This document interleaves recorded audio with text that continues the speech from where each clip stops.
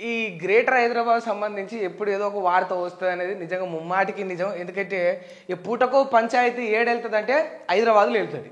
మొత్తం ఎంటైర్ తెలంగాణలో మెయిన్గా అంటే ఇక మనకి ఇదే కనుక రాజధాని కనుక మెయిన్ సిటీ కనుక ఈడికెంచెలు వెళ్తాయి. వెళ్ళినప్పటికీ ఈ వాహనాలకు సంబంధించి రాని, డ్రగ్స్కి సంబంధించి రాని, రాజకీయ నాయకులకు సంబంధించి రాని, లేకపోతే ఇంకేదన్నా ల్యాండ్ గ్రాబింగ్ గురించి రాని, ఏ దానికి వచ్చినా కూడా ఎందుకు వాటికి ఒక కన్క్లూజన్ అనేది ఇవ్వట్లేదు.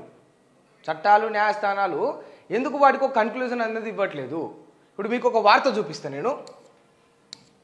అంటే ఈ సందర్భం వచ్చింది కనుక ఒక వార్త ఏదైనా సరే ముచ్చట కోర్టుకు హాజరైన సీఎం రేవంత్ రెడ్డి ఖచ్చితంగా ఈ వార్త మనం చూపెట్టాలి, జనాలకు ఖచ్చితంగా ఇది తెలవాలి అని చెప్పేసి స్పెషల్గా దీన్ని ఏపించినాం. ఇప్పుడు రేవంత్ రెడ్డి గారు కోర్టుకు హాజరయ్యారు. ఏ అంశంలో?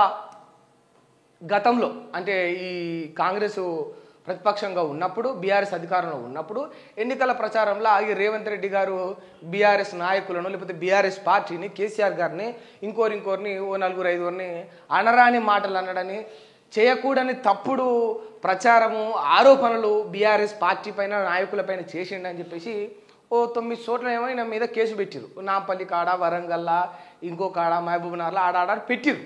అదొక కేసు. మళ్ళీ గతంలో అమిత్ షా గారు ఈ యొక్క రిజర్వేషన్ని తీసేయాలన్నాడు అని చెప్పేసి ఆ వీడియో మార్పు కూడా ఒకటి చేసి ఈ సార్ గారే దాన్ని బాగా ప్రచారం చేశారు. దీనికి సంబంధించి నిన్న ఆయనే హాజరయ్యండి ఏడికి కోర్టుకు. బట్ ఏమైంది? కోర్టుకు హాజరైన దాన్ని మళ్ళీ 28వ తారీఖు ఏమో వాయిదా వేసిండ్రు. కన్క్లూజన్ ఎక్కడ ఉన్నది?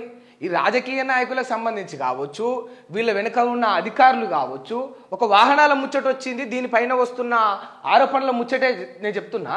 ఇక వందల ముచ్చట్లు ఉంటాయి. అంటే ఇది ఉదాహరణ, ఇది గుర్తొచ్చింది. నేను ఇంకా వెనక జరిగేటివి కూడా తవ్వాల్సి వచ్చింది. ఇవన్నీ కూడా తెర మీదకి వస్తాయే తప్ప మాలాంటోళ్ళు మీలాంటోళ్ళు ఎవరో నలుగురు మాట్లాడుకున్న వాళ్ళప్పుడో, లేకపోతే ఇట్లాంటి ఒక పేపర్లో మేము వేసి చదవాలి, జనాలకి తెలవాలని వినిపించినప్పుడో జనాలకు తెలుస్తుంది తప్ప మరి వార్తలన్నీ ఏమైపోతా ఉన్నాయి? సరే, పేపర్ మీద మేము వార్తలు చూపించాలనుకుంటున్నాం, మా డ్యూటీ మేము చేస్తూ ఉన్నాం. మరి న్యాయస్థానాల్లో లేకపోతే ఈ అధికారుల వద్దో, చట్టాల దగ్గర నిజంగా జరగాల్సిన న్యాయం జరుగుతూ ఉన్నదా? నిజంగా పడాల్సిన వాళ్ళకి శిక్షలు పడతా ఉన్నాయా? పడుతున్నాయా అసలు? అది లేదు. అది లేకనే కదా ఈ బాధ. ఈ దేశం కావచ్చు, ఈ రాష్ట్రం కావచ్చు ఇంకా ఎందుకు ఏడిసింది ఇట్లా అంటే, ఇక జరగాల్సిన చోట న్యాయాలు జరగవు. ఏమనంటే ఇక ఇన్ఫ్లుయెన్స్ తోటి అన్నీ కూడా నడుస్తూ ఉంటాయి. ఇక ఢిల్లీలో రేవంత్ రెడ్డి దీక్ష. సీఎం రేవంత్ రెడ్డి చాలా పెద్ద ప్లాన్ వేశాడు.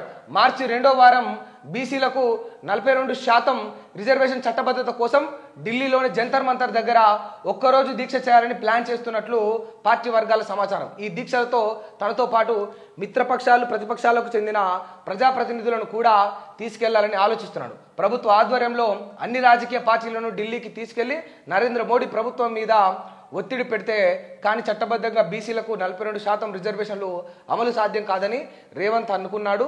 ఇందుకోసమే ప్రత్యేకంగా అసెంబ్లీ సమావేశం కూడా ఏర్పాటు చేయబోతున్నాడు.